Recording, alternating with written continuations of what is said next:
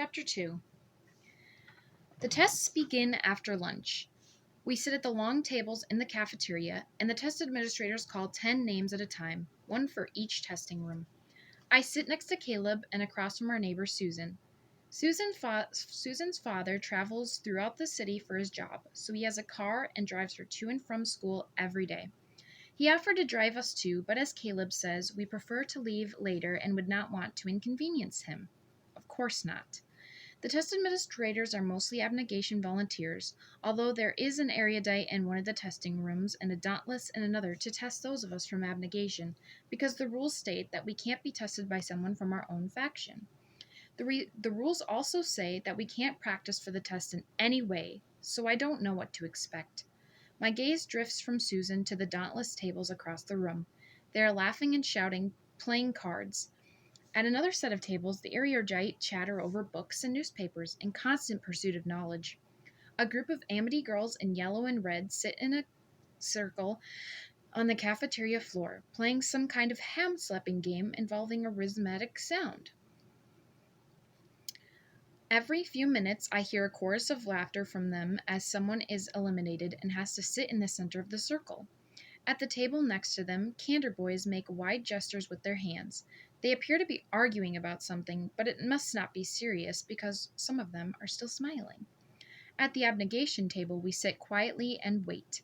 Faction customs dictate even idle behavior and supersede individual preference.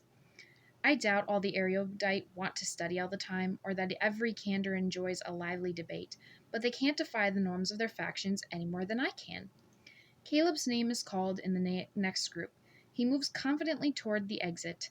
I don't want to wish him luck or assure him that he shouldn't be nervous. He knows where he belongs as far as I know. He always has. My earliest memories of him is from when we were 4 years old. He scolded me for not giving my jump rope to a little girl on the playground who didn't have anything to play with. He doesn't lecture me often anymore, but I have his look of disapproval memorized. I have tried to explain to him that my instincts are not the same as his. It didn't even enter my mind to give the seat to the Candor man on the bus, but he doesn't understand. Just do what you're supposed to do, he always says.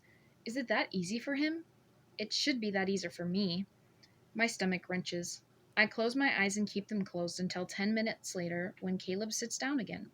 He is plaster pale. He pushes his palms along his legs like I do to wipe off the sweat, and when he brings them back, his fingers shake. I open my mouth to ask him something, but the words don't come. I am not allowed to ask him about his results, and he is not allowed to tell me. An abnegation volunteer speaks the next round of names. 2 from Dauntless, 2 from Erudite, 2 from Amity, 2 from Candor, and then, from Abnegation, Susan Black and Beatrice Pryor. I get up because I'm supposed to, but if it were up to me, I would stay in my seat for the rest of the time. I feel like there's a bubble in my chest that expands more by the second, threatening to break me apart from the inside. I follow Susan to the exit. The people I pass probably can't tell us apart. We wear the same clothes, and we wear our blonde hair the same way. The only difference is that Susan might not feel like she's going to throw up, and from what I can tell, her hands aren't shaking so hard that she has to clutch them to her shirt to steady them.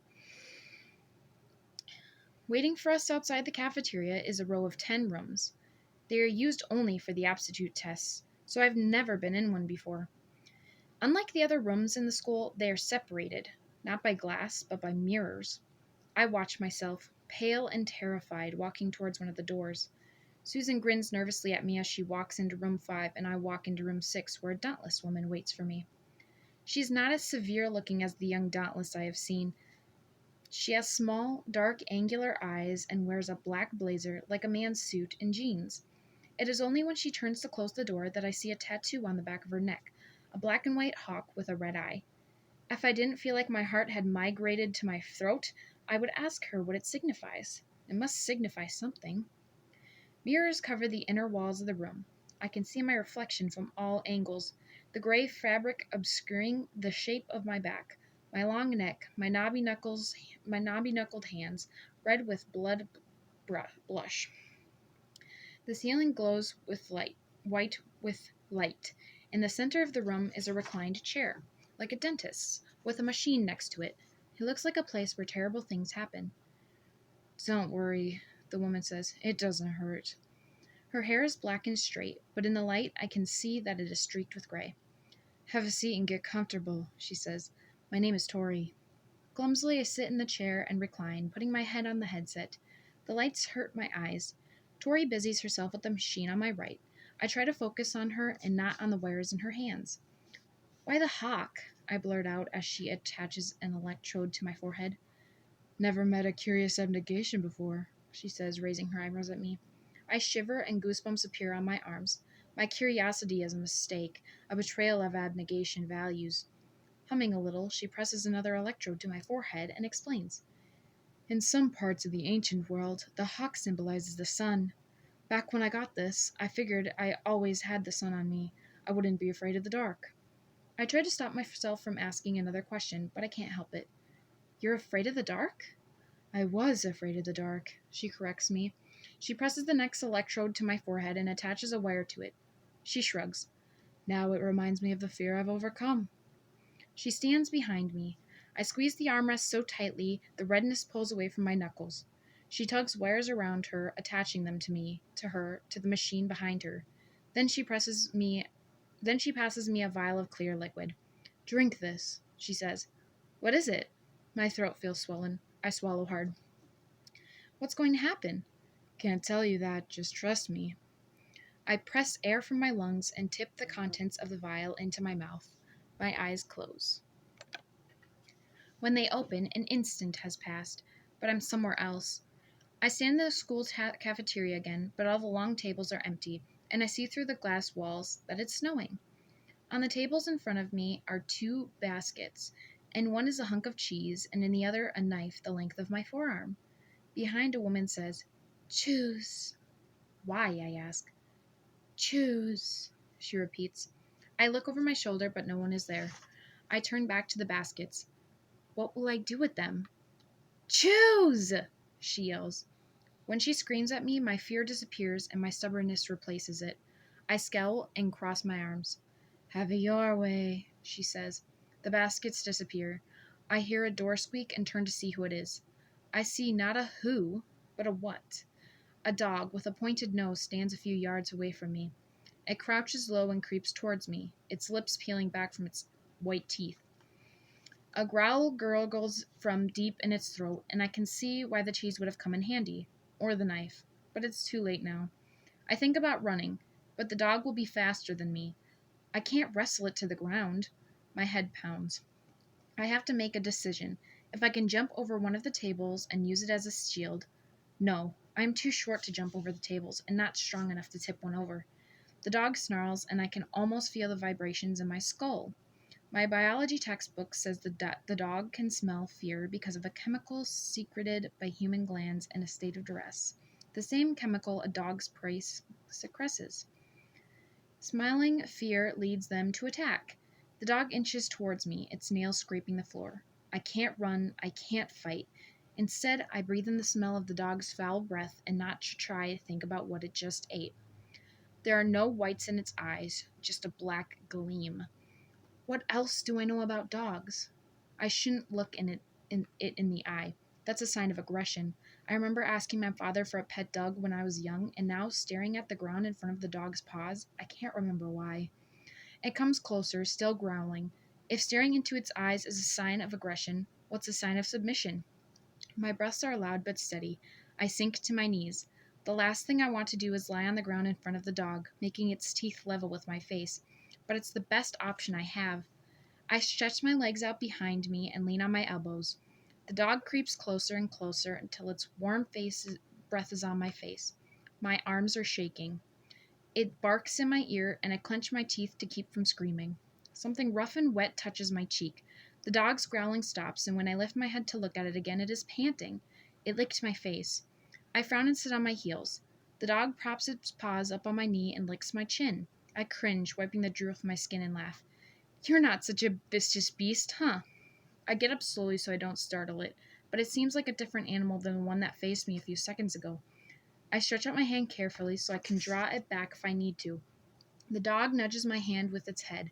I am suddenly glad I didn't pick up the knife. I blink. And when my eyes open, a child stands across the room wearing a white dress. She stretches out both hands and squeals, "Puppy!" As she runs towards the dog at my side, I open my mouth to warn her, but I am too late. The dog turns. Instead of growling, it barks and snarls and snaps, and its muscles bunch up like coiled wire, about to pounce. I don't think. I just jump. I hurl my body on top of the dog, wrapping my arms around its thick neck. My head hits the ground. The dog is gone, and so is the little girl. Instead, I am alone in the testing room, now empty. I turn in a slow circle, and I can't see myself in any of the mirrors. I push the door open and walk into the hallway. But it isn't a hallway, it's a bus, and all the seats are taken. I stand in the aisle and hold it onto the pole. Sitting near me is a man with a newspaper. I can't see his face over the top of the newspaper, but I can see his hands. They're scarred, like he was burned, and they clamp around the paper like he wants to crumple it. "Do you know this guy?" he asks. He taps the picture on the front paper of the news. The headline reads, "Brutal Murder Finally Apprehended." I stared at the word murder. It had been a long time since I read that last word, but even its shape fills me with dread. In the picture beneath the headline is a young man with a plain face and a beard. I feel like I do know him, though I don't remember how, and at the same time I feel like it would be a bad idea to tell that man. "Well?" I heard the anger in his voice. "Do you?" A bad idea. No, a very bad idea. My heart pounds and I clutch the pole to keep my hands from shaking, from giving me away. If I tell him I know the man from the article, something awful will happen to me, but I can convince him that I don't. I can clear my throat and shrug my shoulders, but that would be a lie. I clear my throat. "Do you?" he repeats. I shrug my shoulder. "Well?" A shudder goes through me. My fear is irrational. This is just a test. It isn't real. "Nope," I say, my voice casual. "No idea who he is." He stands, and I finally see his face. He wears dark sunglasses, and his mouth is bent into a snarl. His cheek is rippled with scars like his hands. He leans close to my face. His breath smells like cigarettes. "Not real," I remind myself. "Not real." "You're lying," he says. "You're lying!" "I'm not." "I can see it in your eyes." I pull myself up straighter. "You can't."